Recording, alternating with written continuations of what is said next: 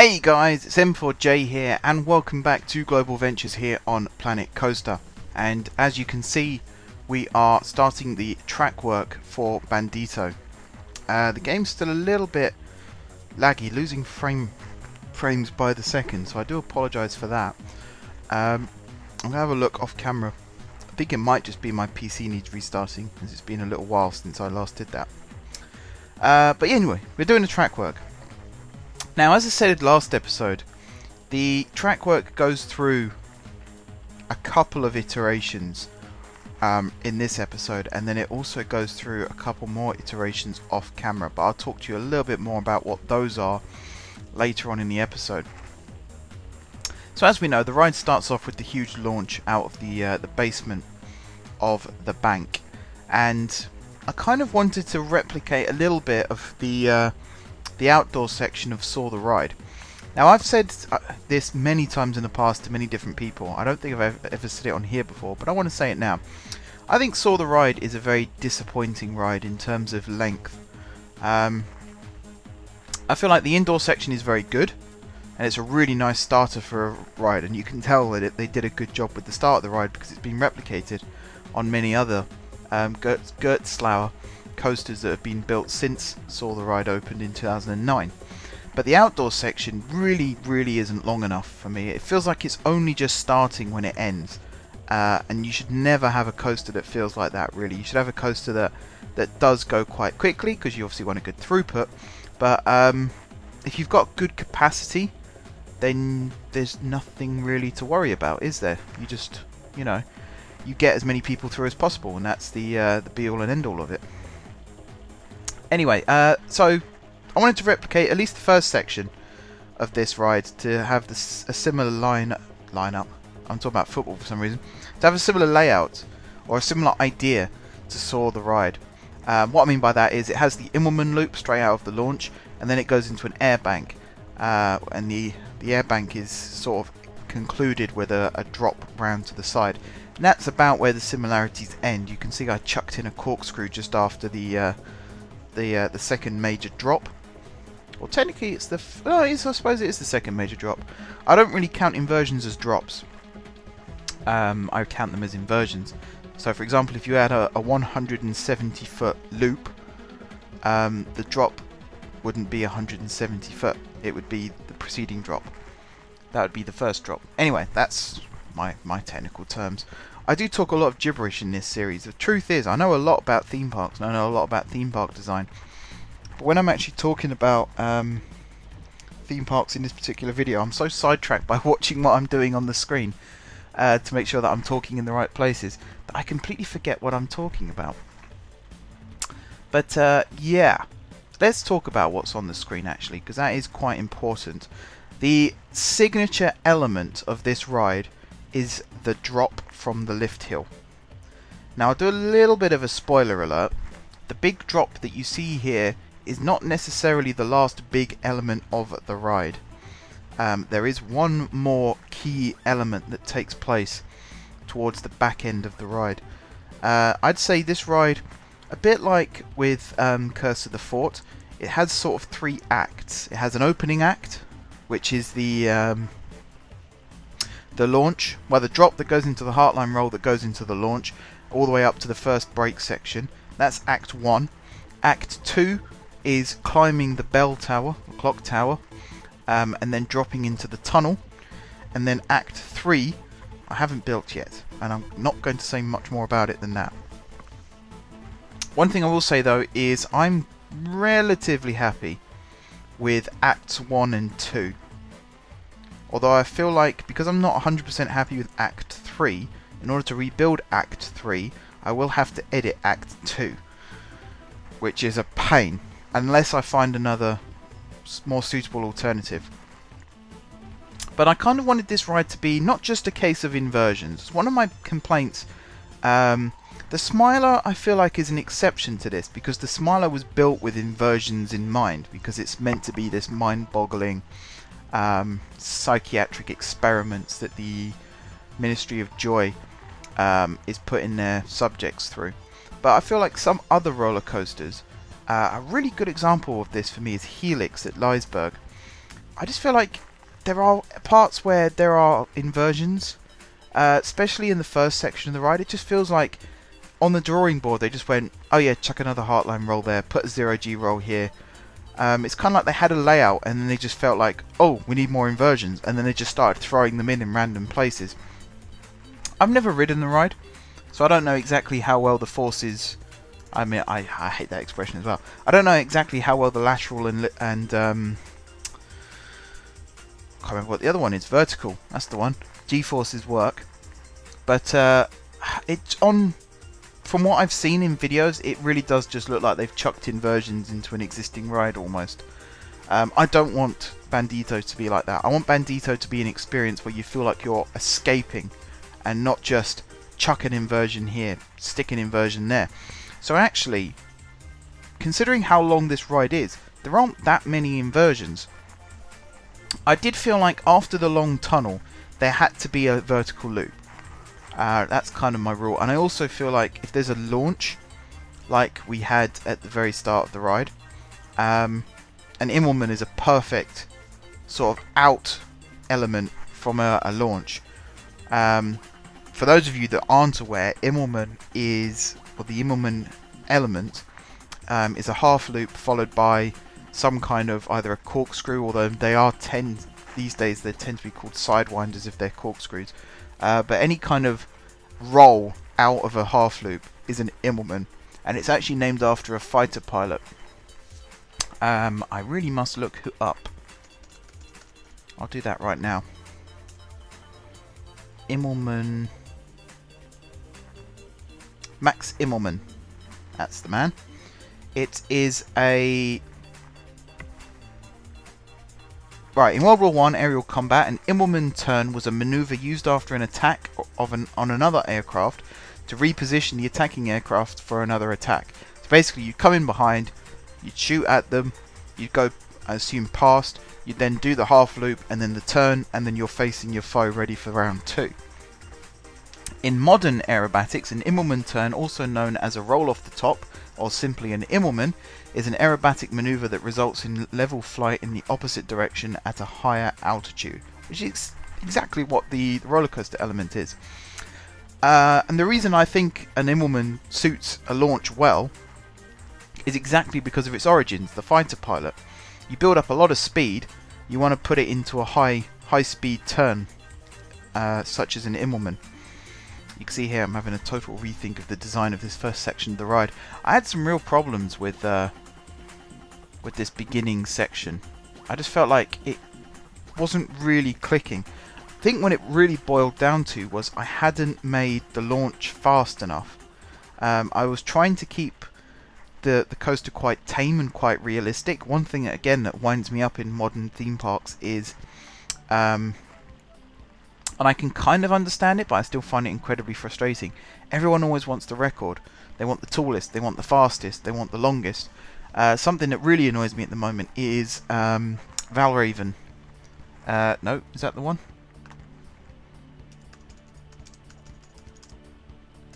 The dive machine, the dive coaster at Cedar Point. Yeah, Valraven. It just looks awful when you you look at these big panoramic shots of Cedar Point, and you've got ones like you've got rides like Millennium. Again, I'm talking out my backside here because I keep forgetting the names of these rides. Millennium Force, Magnum XL 200, Wicked Twister, Top Thrill Dragster, and they all look like they've all got their own little place on the landscape, and it all looks really nice because over time, of course, nature's sort of taken over the areas again. So you get trees that grow back, you get other flora and flora. I need to say flora and fauna, but fauna is animals. So yeah, you get more flora that grows up over time, and then you've just got this big brown blot in the middle that's Valraven, and because it's really tall, because they insisted that it has to be the tallest dive coaster in the world, you can't theme it. Like, how do you theme something that's 300 foot tall? You can't. It's not actually 300 foot tall, but it just it really winds me up because it doesn't look nice at all. They might put some nice decoration in the station building, but that's it. It's a record-breaking coaster. That is the only reason for its existence, is they wanted to break the record. It doesn't fit in with the surrounding area. It doesn't fit in with the ideology of the park necessarily. It certainly doesn't fit in with any kind of storyline or plot. It's just there because it has to have the record. I don't want any of my coasters to do that. Some of my coasters might have records, but they won't be designed with records in mind. I would like to build quite a large coaster, a bit like Top Thrill Dragster, because I do think there's room in this park for a coaster of that design. One thing I would not be doing though is deliberately designing a coaster to be the tallest or the fastest. And I wanted that to be the case with Bandito as well. Which does mean that I do think the first launch is perhaps a little too slow. Which is a bit of a pain. It's a bit of a shame as well really, because it is such a nice build up into the first bit of the coaster. I do kind of make up for that in Act 3 of the ride. But even so, it's frustrating. I think it's the right word. It's frustrating that I think it's also the fact that in the game the coefficient of friction seems to be a bit off. It doesn't feel very realistic. These cars lose speed incredibly quickly, which just doesn't feel right. I feel like they should have a little bit more speed after, especially this opening part of the ride as well, because the cars, they're launched, they go up to, I think it's 45, maybe 50 miles an hour, which is incredibly fast when you think about it, and yet by the airtime hill they've already lost a great deal of their speed, and by the corkscrew they're almost going at a snail's pace over the top of that element. They lose a lot of speed, and that just does not feel very realistic to me. But there you go, what can you do? I do think that the drop here actually is quite tall. I think it's 46 meters it ends up being. So let me put that in feet for you guys.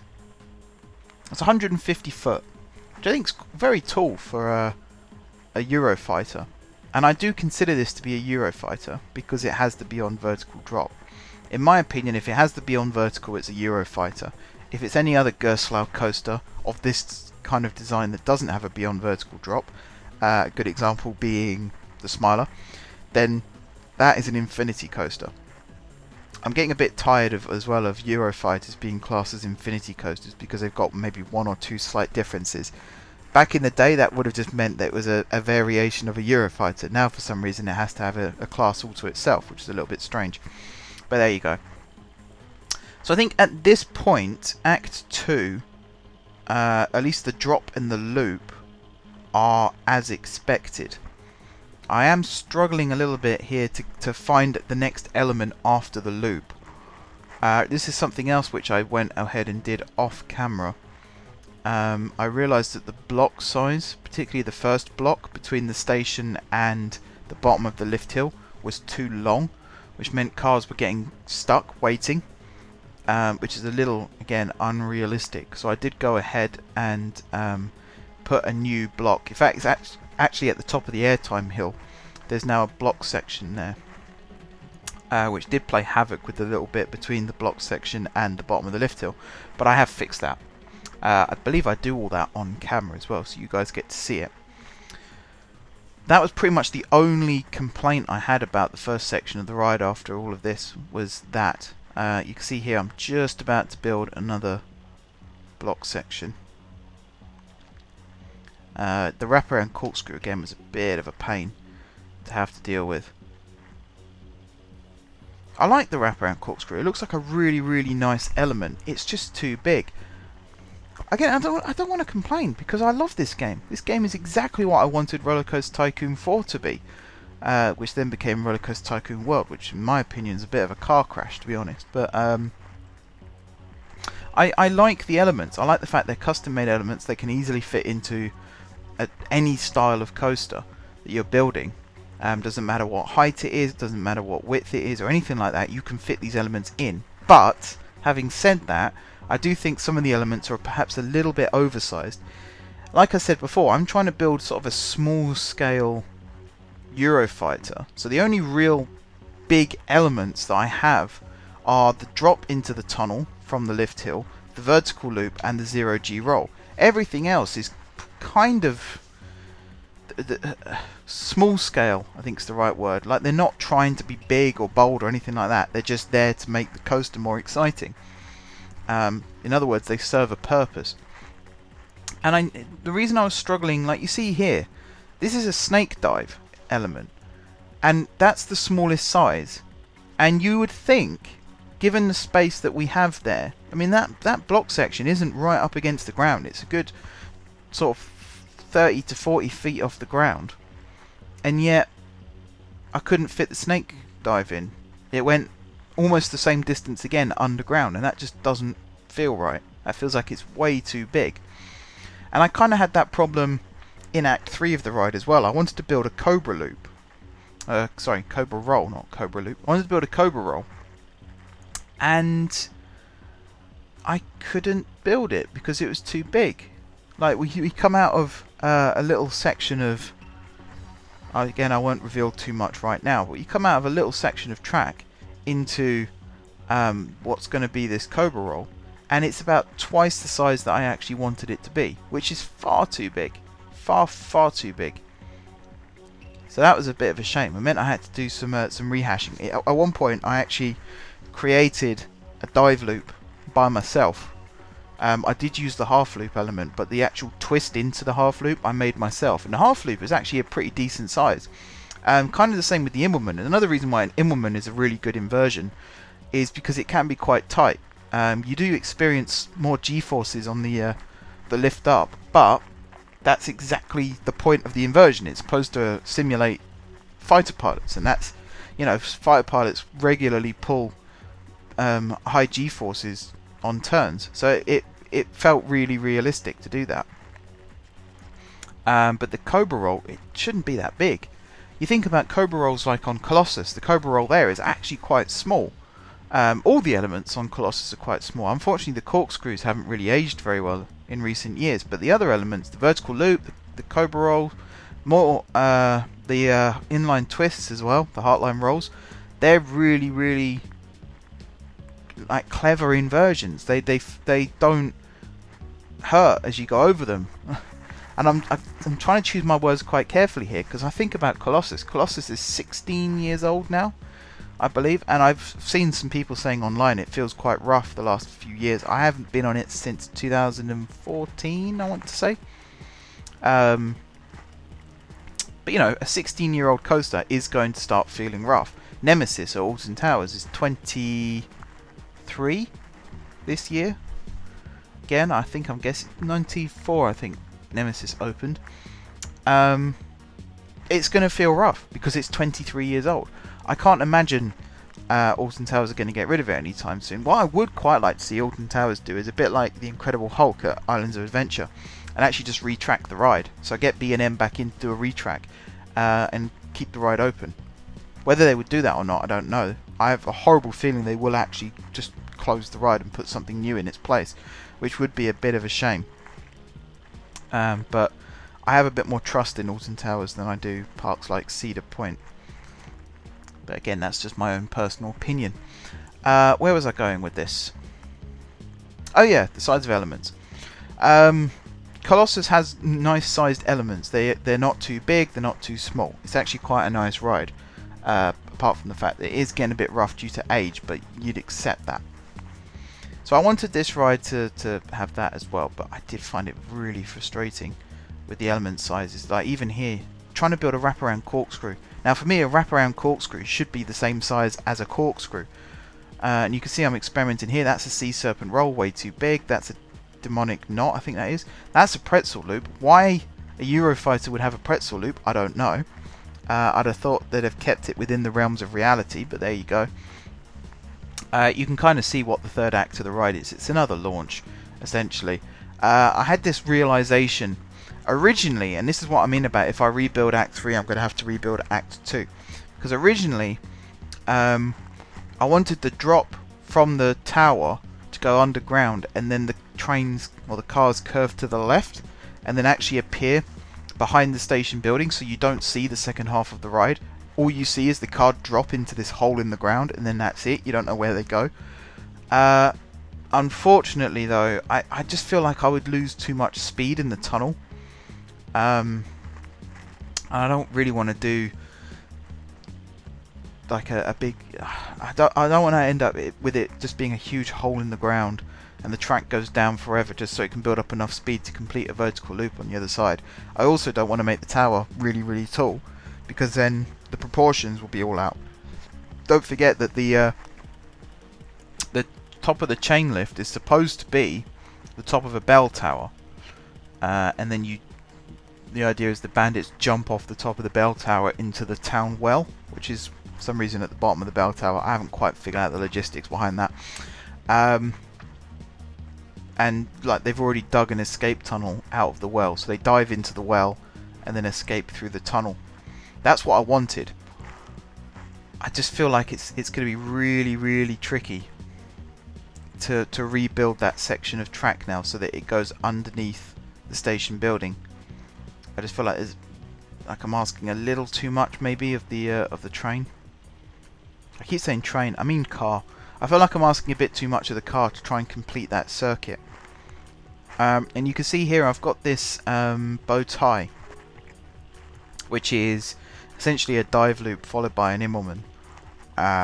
There's loads of different versions. There's a Sea Serpent, which is... Actually, did I say? Yeah, I said dive loop, didn't I? A Sea Serpent, which is an Immelman going into a dive loop, and then you've got the bow tie, which is the opposite, a dive loop going into an Immelman.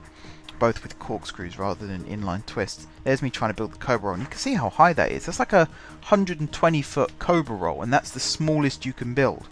That means you've got to build a drop that's at least, let's say, 140 foot just for it to complete the cobra roll. That's ridiculous. No one's going to build a Eurofighter that tall, surely. Not like in small-scale parks, anyway. And at this point I thought I'd struck gold, because I actually managed to find a bit of a layout that worked quite well. It goes into the cobra roll, goes into the wraparound, and then goes into sort of the final show scene of the ride, which is an overbank turn that just about goes over the top of the station building there. That's how I wanted my ride to end, was kind of like a flyover of the station, for no real reason other than I thought it would look good.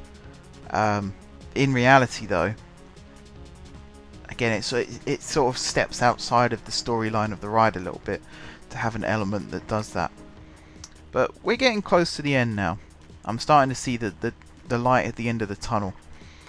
Off camera, I suppose I'll tell you what I did there a little bit. I rebuilt Act 3 once more. So now the launch goes into, I think it's a 45-degree inclined loop, which then goes into a dive loop. So from the incline loop it goes straight up and twists upside down, goes into a dive loop into a tunnel where there's a little camel hump just for a bit of airtime. That then goes into an Immelman, which twists out into an overbank turn to the right, which then goes into the overbank turn over the station, and then into the final right hand overbank turn, which I think I build in just a second, and then rises up into the brake run. It's one of these things, it's a bit like with Curse of the Fort. I know I'm going to have to step away from it now.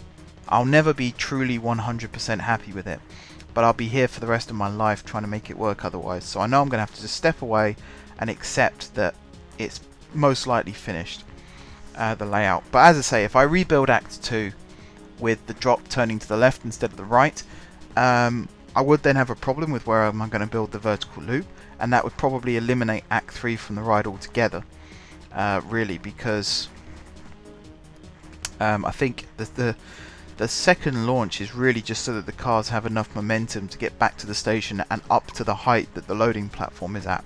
If it wasn't for that fact, if the station platform was at ground level, then I wouldn't need the launch really. But I did kind of want just that last feeling of you think you're nearly at the end of the ride because you've gone into two very quick brake runs, and then suddenly you're launched out of your seat again into the third section. It kind of keeps up the chase of the ride as well, because you have just robbed the bank. They're not going to let you get away easily. So even though you've jumped out out of the clock tower and down into the well. They could still be waiting for you at the other side. And then this is just a little ride through of me testing the ride. I think I changed the timings of the door slightly so it doesn't look like the car's actually going through the door before it opens, because that's not very realistic. Anyway, as we're watching this very quick ride through, I'm going to start wrapping up the episode. Next episode I will show you what the new track layout looks like, because it has changed a fair amount, so I think it's only fair that I show you. But until then, thank you very much for watching. Don't forget to leave a like if you enjoyed the video, and of course if you're enjoying the series, drop some comments down below with ideas for future episodes. If you haven't already subscribed to the channel, be sure to hit the subscribe button. If you have already subscribed to the channel, thank you guys for your continued support, and until next time, I will see you soon.